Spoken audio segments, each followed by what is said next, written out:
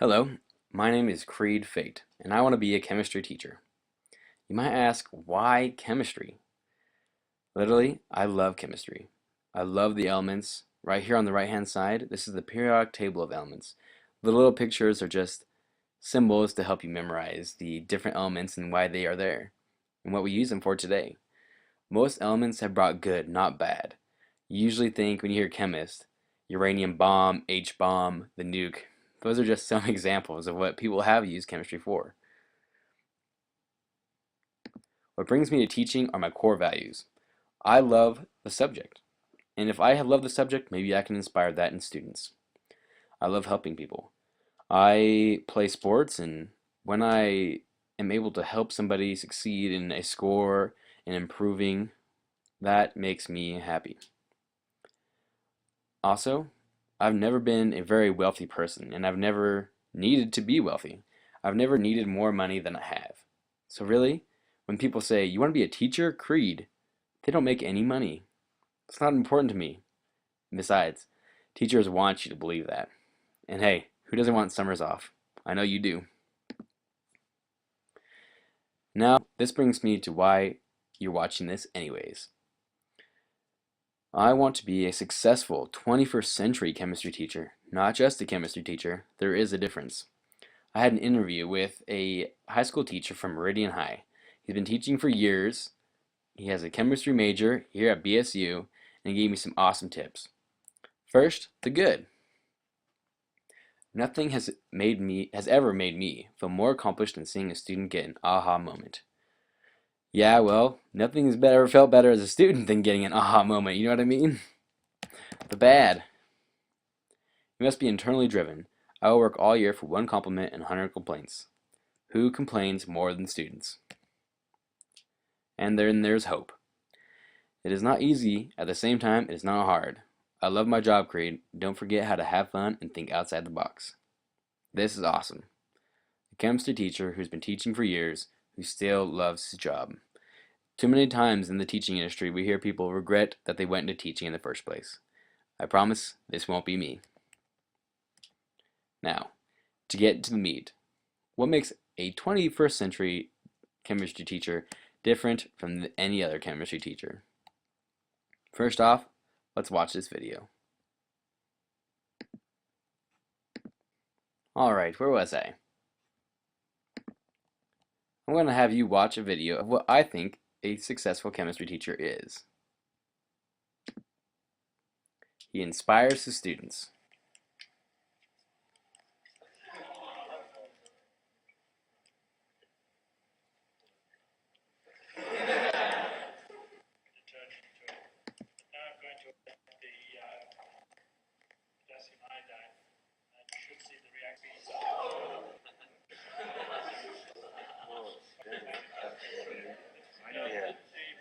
Quite exothermic because the steam rising from the top. So, as soon as it hit crystals on the base there, we'll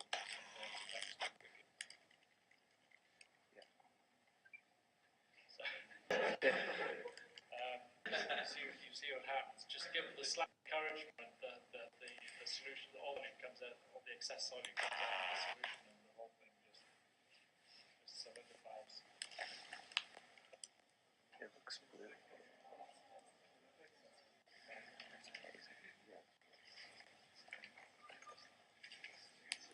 Coming out at the end of the tube. Sorry, I'm going to stop you now. And trust me, there's much, much more. So, let's break it down into a couple categories that makes a 21st century teacher successful. First off is the digital age literacy. The scientific knowledge, that is the thing I'm doing now. I'm building a body of knowledge so that I can impart it on somebody else, a student. The technology. There cannot be a technology gap between me and students because if I can teach more effectively with technology that they are familiar with, that makes me better as a teacher, and that makes for more effective learning for the student. Global awareness. This is why are we doing this anyways?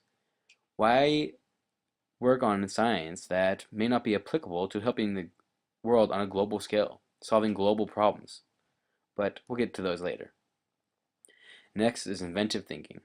This is taking the risk, creating the change. Change is always happening. Being creative with as a teacher, being creative with my lesson plans, making it fun, making it inventive, keeping them going. And then direction, that's me personally. Those are my goals that I'm continuing to build on my body of knowledge, continuing to grow as a chemist, not just staying. It's crazy today that you can be successful in a chemistry class with a 20-year-old chemistry book. Seriously. Things haven't changed in chemistry for a long time. If I could be a part of this change, or if I could inspire a student to be a part of that change, then I would consider my life a success. Here's an example of a creative lesson plan, using Legos, a common child toy, to symbolize common compounds and elements. Next is communication. Boy, how effective it is to be a good communicator and be a teacher. If you can't communicate good, why would you be able to teach good? As a teacher, I have to be able to create interactive discussions. That is where real learning is done. I have to be able to communicate with individuals on a one-on-one basis and be able to talk to groups as a whole. Communication can't be stressed more. And finally, high productivity. High productivity, as far as a teacher goes, is putting out good students that want to complete good things, that got good and effective learning. These things that are important to me are like real world tools, such as that video we just watched, where 99% of people don't use math after the 8th grade. We need to know. Then think about it. We need to know how to count to 99 to 100 for a dollar. We need to know dates. We need to know how to tell time. But how many of you use trig or calculus on a daily basis? So I need to make them know that chemistry is a real world tool. Priorities and good students. I broke down into a chart about what I think a good student is. A good student knows about the world. If you know about the world and some of the problems in the world, then that'll help you. Some of the problems like oil spills, kids with guns, obesity, homelessness, depression, drugs. Most of these, in some way or somehow, have to do with chemistry. If I can inspire students to use chemistry like I hope to, you can change the world for the better. Next, if you know about the problems, hopefully you'll care about the problems. And if you care, maybe you'll help.